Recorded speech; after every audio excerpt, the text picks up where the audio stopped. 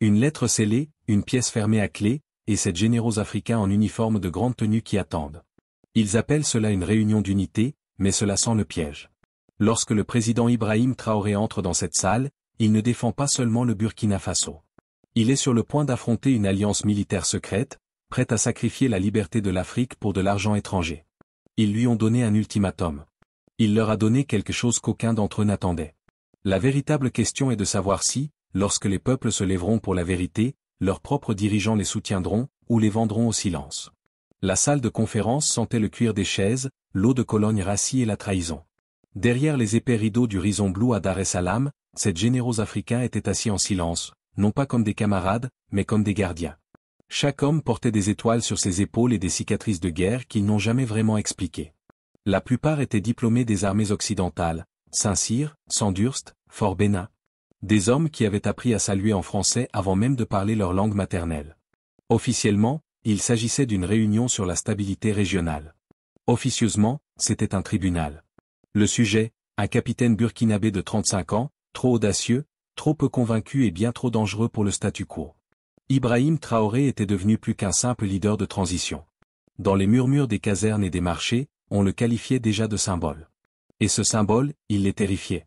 Le général Yodel du Nigeria sirotait un café tout en relisant la version finale de l'ultimatum. Le général Ouattara de Côte d'Ivoire tapait nerveusement sa canne. Aucun d'entre eux ne voulait être le premier à le dire à voix haute, mais ils ressentaient tous la même chose, l'on n'était plus en sécurité.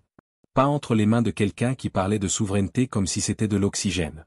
Traoré avait fermé les bases militaires françaises. Il avait commencé à stocker de l'or, refusé les instructions de la BCEAO et du CFA. Il avait même déclaré, Dieu nous en préserve, que l'Afrique devait rester seule ou ne jamais rester debout. Ils avaient tenté le silence. Ils avaient tenté la calomnie. Maintenant, ils allaient tenter l'unité. Les généraux étaient d'accord sur une chose, Traoré se plierait à leur volonté collective, ou serait brisé. L'invitation avait été envoyée sous prétexte de coopération. Mais sous le sceau se cachait quelque chose d'ancien et de froid, la peur, déguisée en protocole. Le piège était tendu, et il priait pour que le capitaine soit assez naïf pour y tomber. La lettre était arrivée scellée, dans une enveloppe dorée portant la mention « Dialogue de défense panafricain urgent ». Son langage était raffiné, diplomatique. Elle promettait l'unité régionale, la coopération et la paix. Mais Ibrahim Traoré en avait trop lu pour croire à l'encre dorée. Il y est quand même allé. Non pas parce qu'il leur faisait confiance, mais parce qu'il voulait les regarder dans les yeux. La suite au Rison Blue était somptueuse, le genre d'endroit construit pour faire taire la résistance. Ces généraux attendaient. Chacun se leva lentement à son entrée. Ils l'accueillirent comme un frère, mais leurs mains étaient froides. Le général Yodel tendit un dossier en cuir sur la table. Pas de prélude. Pas de masque.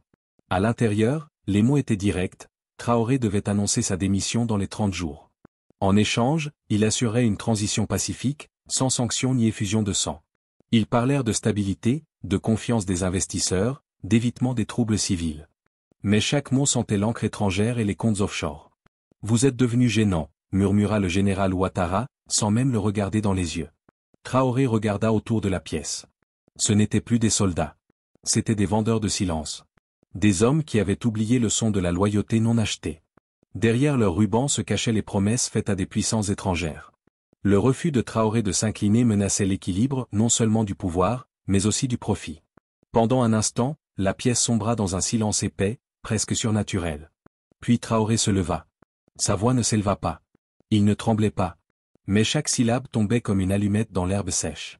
Vous me demandez de me rendre, non pas pour la paix, mais pour pouvoir continuer à vendre des morceaux d'Afrique sous de nouveaux noms. Quelques yeux se plissèrent. D'autres détournèrent le regard. Traoré s'avança, la main posée sur le dossier. Vous ne m'avez pas convoqué à un sommet de paix. Vous m'avez invité à mes propres funérailles. Et puis, il sourit. Commençons l'éloge funèbre, d'accord ? Traoré n'éleva pas la voix. Il n'en avait pas besoin. Sa seule présence fit ce que la pièce remplie de médailles et de grades ne pouvait accomplir, imposer le silence. Il repoussa le dossier de l'ultimatum et se leva lentement, comme s'il se levait non seulement pour lui-même, mais pour chaque village laissé dans l'obscurité, pendant que leurs minéraux illuminaient des villes étrangères. L'Afrique n'est pas pauvre, commença-t-il, les yeux fixés sur les généraux. Elle est volée. Chaque jour. En plein jour. Avec notre consentement. La pièce serait dit. Il cita les noms d'entreprises avec des contrats pétroliers au Tchad, qui n'ont jamais construit de route. Il parla de sociétés exploitant le lithium au Mali pendant que les écoles s'effondraient. Il dénonça les compagnies françaises et canadiennes qui exportaient de l'uranium du Niger, alimentant l'Europe tandis que la NEMA subissait des pannes de courant. Il rappela que l'or du Burkina Faso brillait à Dubaï et à Genève, alors que son peuple buvait à des puits rouillés. Chaque mot tranchait à travers les couches de silence soigneusement construites. Ce n'était pas un discours. C'était un acte d'accusation. N'appelez pas cela de l'aide quand ils en prennent 10 et en rendent un. N'appelons pas cela un partenariat quand nous portons l'uniforme et qu'ils tiennent la laisse. Un général bougea sur sa chaise. Un autre tapota nerveusement ses doigts, tentant de cacher un léger tremblement. Mais Traoré poursuivit. Ils ne craignent pas nos armes. Ils craignent notre conscience. Car dès que l'enfant africain réalise qu'il n'est jamais né brisé, l'empire s'effondre. Une pause. Personne ne respirait. Vous dites que je déstabilise? Non, messieurs. Ce n'est pas moi. C'est la vérité qui déstabilise les mensonges. La dignité qui déstabilise la dépendance. Vous avez confondu vos pensions étrangères avec la paix. Il n'y avait plus rien derrière quoi se cacher. Aucun drapeau. Aucun titre. Aucun hymne ne pouvait couvrir le poids de ce qu'il venait de dire. Ce n'était pas un discours. C'était un bilan. Et si je dois être renversé pour avoir dit cela, dit-il en reculant. Alors laissez-les le faire ouvertement. Mais je ne mourrai pas avec leur or dans la bouche. Le silence lui répondit. Traoré s'avança, son regard tranchant l'air lourd comme une lame dans la soie. Il ne posa aucune note devant lui. Juste ses mains, ouvertes, nues, immobiles. Vous me traitez d'imprudent? Dit-il d'une voix ferme. Sankara aussi. Lumumba aussi. Non pas parce qu'ils ont échoué, mais parce qu'ils ont osé. Une lueur traversa le visage du général Aodel. Formé en Belgique, il connaissait la vérité sur la mort de Lumumba, mais il ne l'avait jamais dite à haute voix. Thomas Sankara nous a dit de produire ce que nous consommons. Pour cela, il a été enterré dans un cercueil emprunté. Patrice Lumumba a déclaré, « Notre terre n'est pas à vendre ». Ils ont retrouvé son corps, mais pas ses dents. Le silence s'épaissit. Personne n'osa interrompre. Ils n'étaient pas parfaits. Mais ils étaient purs dans leurs intentions. Et pour cela, ils ont été réduits au silence. Pas par des balles, mais par une trahison enveloppée dans des uniformes qui ressemblaient aux nôtres. Derrière les fausses plantes en pot, les caméras dissimulées clignotaient en rouge. Le discours était diffusé en direct par l'un des assistants de Traoré. Les généraux avaient autorisé l'enregistrement, pensant capturer sa soumission. Au lieu de cela, ils capturaient son défi. Je ne parle pas pour vous convaincre, continua Traoré. Je parle pour que l'histoire ne me demande pas où j'étais, quand l'Afrique a saigné. Il leva le menton. Si je tombe, que mon sang arrose cet arbre. Le même arbre qu'ils ont essayé de brûler lorsqu'ils ont assassiné Sankara. Le même arbre qu'ils ont étouffé lorsque Lumumba a crié dans une cage. Il se tue un instant. Cet arbre est vivant. Il grandit en chaque enfant qui connaît l'hymne, mais pas les chaînes. La pièce n'avait pas bougé. Les hommes l'avaient compris. Ce qui avait commencé comme un dialogue de paix devenait autre chose. Pas encore une rébellion. Mais un règlement de compte. Et chaque homme dans cette pièce devait prendre une décision. Serait-il le fantôme, ou la tombe? Traoré se dirigea vers l'autre bout de la table et sortit une carte enroulée de son manteau. Il la posa sur le bois poli, la lissant avec la paume de sa main, comme un chirurgien expose une plaie. Ce n'était pas une carte de frontières, mais de bases militaires étrangères. Il désigna du doigt les stations de drones américaines à Agadir, les postes de commandement français à Gao, les terrains d'entraînement turcs en Somalie, les ports navals chinois le long de la côte. Chacune était parfaitement située, pas près des écoles, ni des zones de famine, mais toujours près des mines, des champs pétrolifères, de l'or. La pièce resta figée dans un silence gêné. Ils disent que l'Occident nous protège, déclara-t-il. Mais ils construisent des bases près de nos minéraux, pas près de nos mers. Ils offrent des fusils, pas des respirateurs. Qui protège-t-il, exactement? Il sortit une autre feuille, marquée de violations de l'espace aérien, drones, appareils de surveillance, hélicoptères des forces spéciales, traversant le ciel africain sans autorisation. Aucune indignation. Aucune sanction. Pas même un murmure de la CEDEAO. Pensez-vous qu'un drone burkinabé survolant Paris passerait inaperçu? Quelques généraux échangèrent des regards. L'un d'eux s'éclaircit la gorge, mais ne dit rien. Traoré poursuivit, implacable. Vous appelez cela un partenariat. Moi, j'appelle ça une occupation. Pas par la force, mais par invitation. Vous avez confondu présence et pouvoir. Mais ils ne sont pas là parce que nous sommes faibles. Ils sont ici parce que nous sommes riches mais pas grâce à nos propres moyens. Il regarda chaque homme dans les yeux, les mettant au défi de tressaillir. On parle de contre-terrorisme. Mais les terroristes apparaissent souvent, après la signature des contrats. Ils disent qu'ils nous protègent du chaos. Et si le chaos, justement, était le prix à payer pour maintenir l'Afrique à genoux? Il tapota la table. Une fois. Brusquement. Définitivement. Alors je redemande, quelle sécurité défend-il? Personne ne répondit. Et le silence parla plus fort que n'importe quel traité jamais signé. Traoré marqua une pause. Puis, calmement, il glissa la main dans sa veste et en sortit un dossier mince, relié de tissu simple. Il le posa sur la table, avec une fermeté silencieuse. Vous êtes venu ici en espérant que je me rendrais, dit-il. Mais ce que j'apporte, c'est un plan. Il ouvrit le dossier et le tourna vers les généraux. À l'intérieur, des cartes, des documents, une proposition estampillée du sceau du gouvernement de transition du Burkina Faso. Nous lançons notre propre système de réserve d'or. Nos richesses ne seront plus expédiées dans des coffres à Zurich ou à Paris pendant que notre peuple attend son approvisionnement en céréales. Chaque once de métal sera enregistrée, stockée et auditée publiquement. Des sourcils se levèrent. Ce n'était pas de la rhétorique. C'était une politique.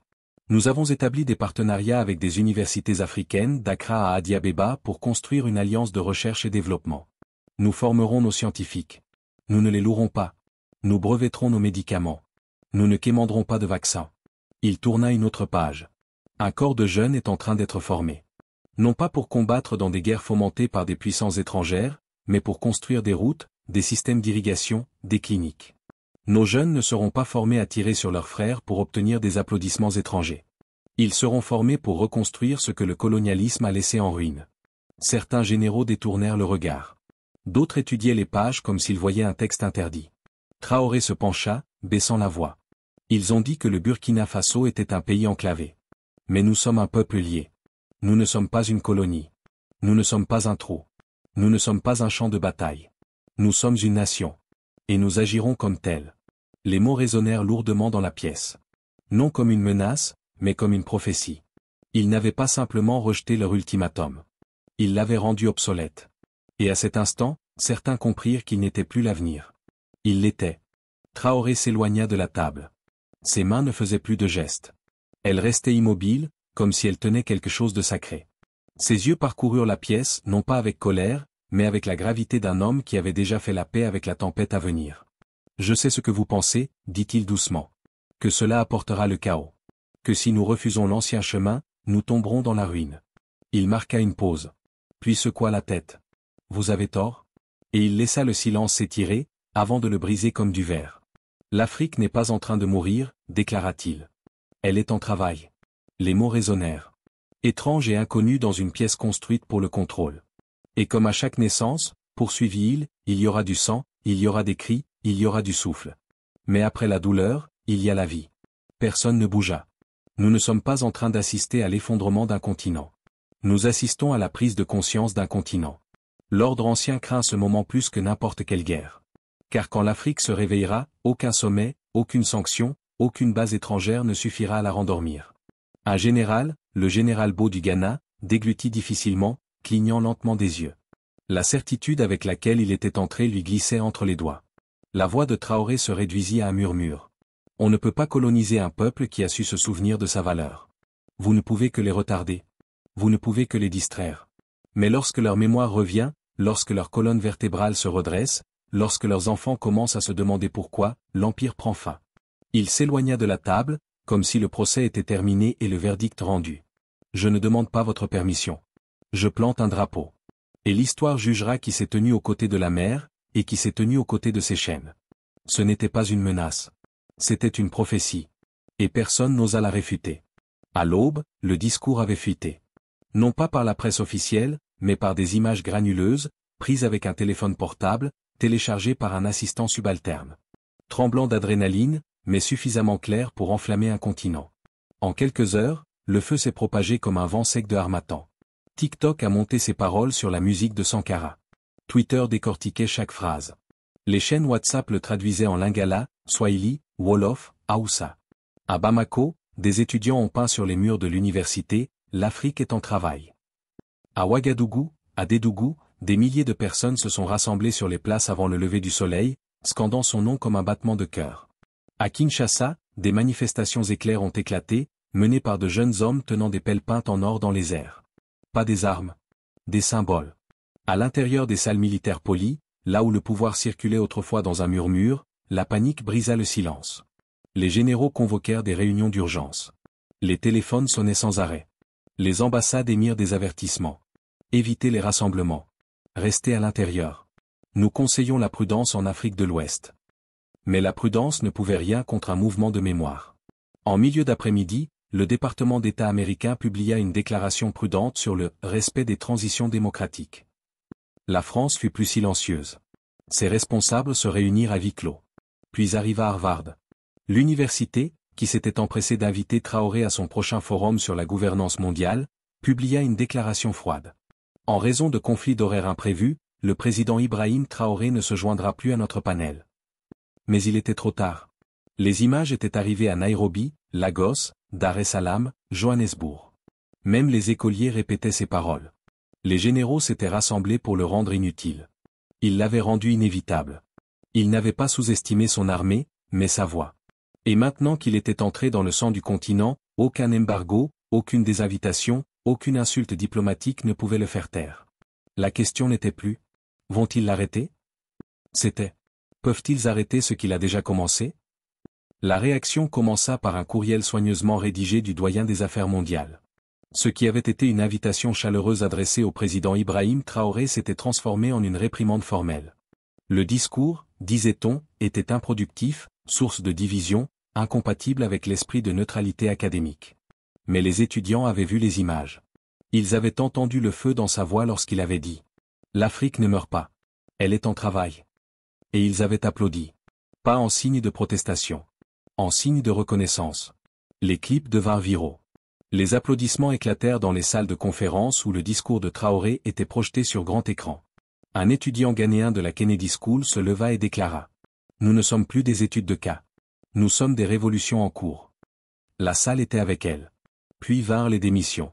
Le docteur Elias Mensa, professeur titulaire d'économie politique africaine, soumit sa lettre en premier. Il écrivit « Si la vérité est source de division, alors Harvard a préféré le confort au courage. » 3 autres suivirent. L'un d'eux quitta son bureau, déverrouillé, avec une note collée sur la porte. Lumumba a été tué pour moins que ça. Dehors, la manifestation avait commencé. Dans Harvard Yard, les étudiants africains et leurs alliés installèrent des tentes. En silence. Aucune chance. Juste des signes. Le programme scolaire n'est pas à la hauteur du colonialisme. Invitez le peuple, pas les marionnettes. Il a parlé. Maintenant tu te caches. Certains ont entamé des grèves de la faim, non pas pour la publicité, mais pour la mémoire. Pour reprendre le récit. Pour exiger que les histoires de l'Afrique soient racontées, non pas au passé, non pas avec pitié, mais avec puissance. Harvard a essayé d'ignorer. Mais ignorer une blessure ne la guérit pas. Le visage du doyen apparaissait sur les affiches du campus, sous une seule citation de Traoré. Vous ne pouvez que les retarder. Mais personne n'avait besoin du reste de la phrase. Tout le monde savait comment cela se terminait. Les généraux se réunirent à nouveau, cette fois à Abidjan, selon un protocole d'urgence, espérant sauver l'illusion de l'unité. Le plan fut rapide, sanctions contre le Burkina Faso, gel de l'aide au développement, blocage des routes commerciales régionales. Propre, calme, décisif. Mais quelque chose s'est fissuré. Le délégué de Guinée, sur instruction discrète du Conseil de la jeunesse de Kukré, refusa de signer. Nous ne sanctionnerons pas un homme pour avoir dit la vérité. Quelques minutes plus tard, le Mali le suivit. La salle sombra dans le chaos. Les papiers se mélangeaient, les téléphones vibraient, les murmures volaient comme des insectes pris dans la chaleur. Le bloc, qui se mouvait jadis comme une seule machine, était devenu bruit et éclat. Et pendant qu'ils se disputaient, Ouagadougou rugissait. Le cortège est revenu, non pas sous escorte, mais à pied. La foule s'étendait sur des kilomètres, des enfants sur les épaules, des aînés brandissant des drapeaux, des femmes chantant de vieilles chansons oubliées depuis des décennies. La poussière rouge tourbillonnait autour d'eux comme la fumée d'un feu sacré. La ville ne s'est pas contentée de l'accueillir. Elle s'est élevée avec lui.